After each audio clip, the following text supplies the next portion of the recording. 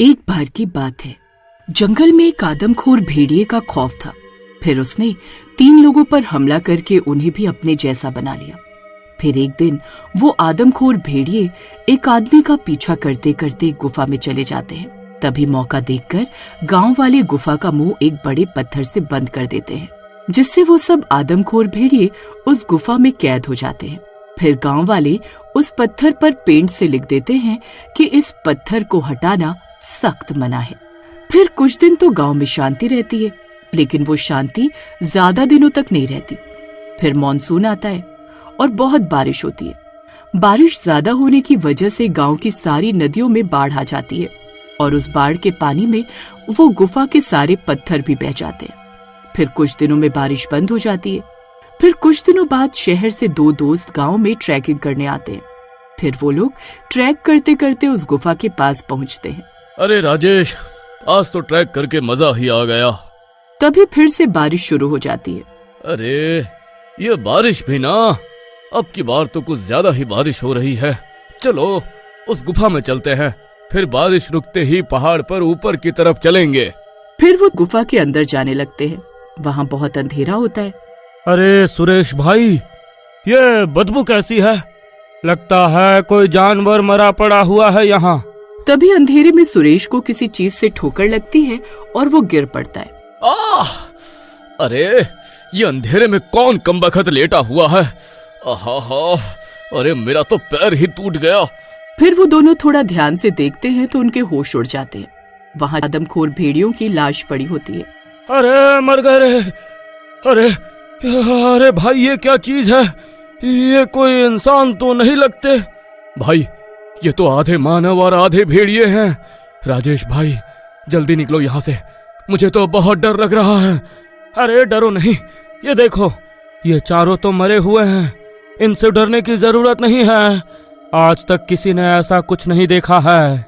हम इनकी लाशों को शहर ले जाकर म्यूजियम वालों को बेचकर पैसे कमा सकते हैं। पैसा ही पैसा होगा। फिर वो चारों की लाशों को गुफा से बाहर निकाल देते हैं और तभी रात हो जाती है।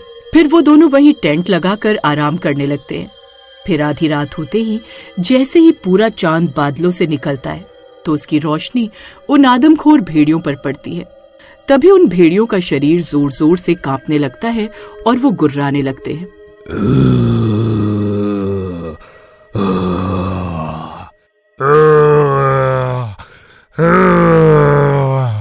तभी उनके गुर्राने की आवाज सुनकर सुरेश की नींद खुलती है।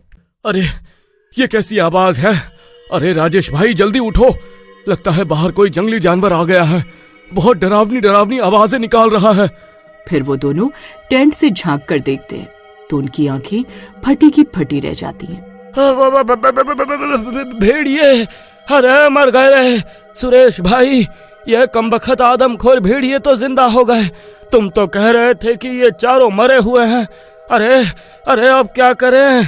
अरे करना क्या है भाई, जितनी तेजी से भाग सकते हो भागो यहाँ से। फिर वो दोनों भागने लगते हैं। अरे भागो रे, ये भेड़िए तो जिंदा हो गए। अरे सुरेश भाई, मेरे लिए रुको।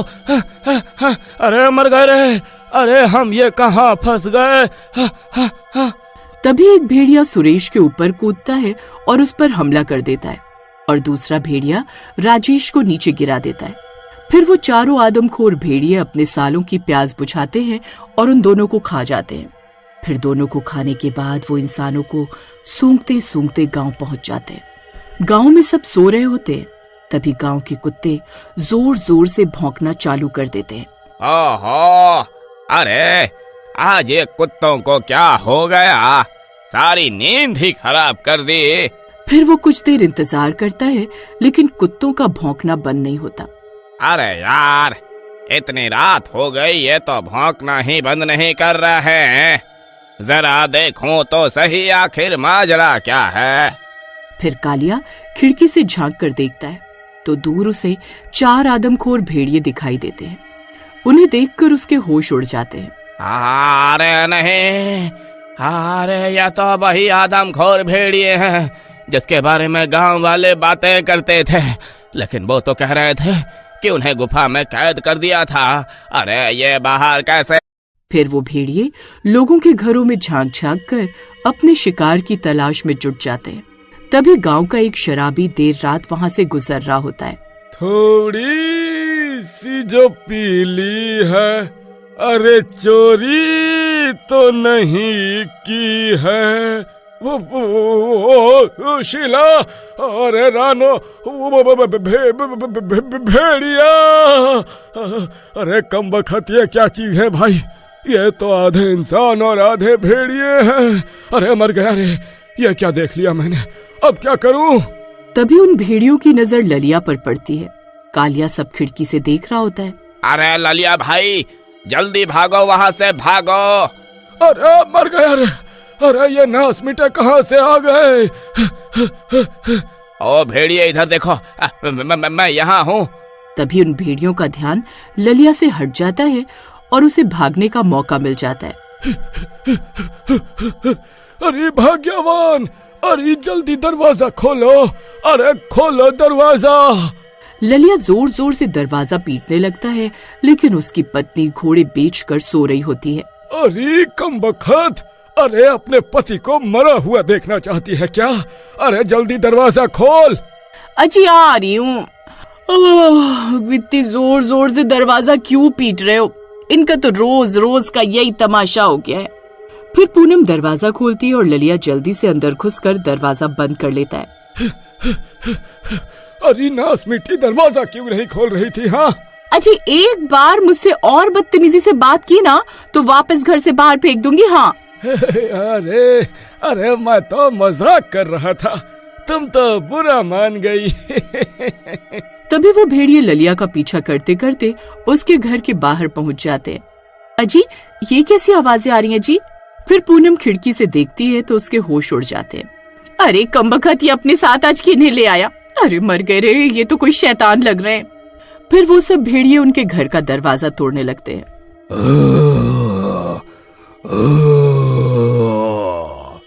तभी कालिया कुछ गांव वालों को साथ लेता है और भागता हुआ सीधा सरपंच के घर जाता है और सरपंच को सारी बात बताता है। अरे नहीं, वही हुआ जिस बात का डर था, लेकिन ये आदमखोर उस गुफा से बाहर कैसे आए? अरे सरपंच जी, ये समय सोचने का नहीं है कि बाहर कैसे आए।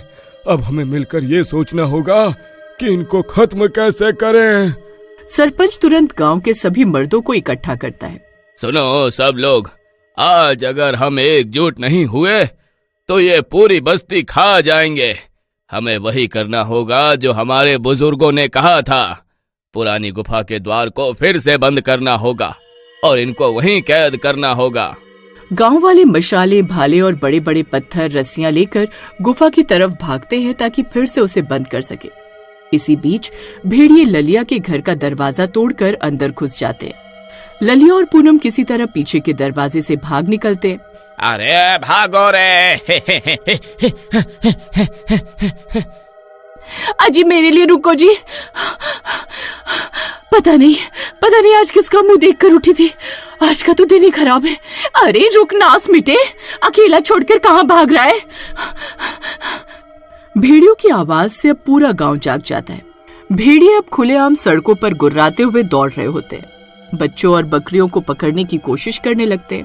सब लोग पहाड़ी की तरफ भागो, गुफा की तरफ ले चलो इन्हें।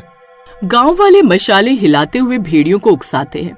धीरे धीरे वो लोग भेड़ियों को गुफा की तरफ ले जाते हैं। तभी वह भेड़िए वहां पहुंच जाते हैं। अरे ओ भेड़िए, यहाँ देखो, मैं कब से तुम्हारा इंतजार कर रहा हूँ। यहाँ आओ, यहाँ आओ। फिर चारों भेड़िए उस गांव वाले के पीछे गुफा में घुस जाते हैं।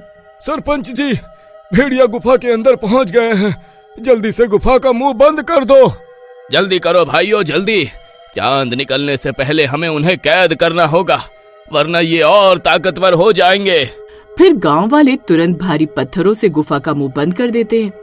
आखिरकार हमने इन भेड़ियों को दोबारा कैद कर ही लिया।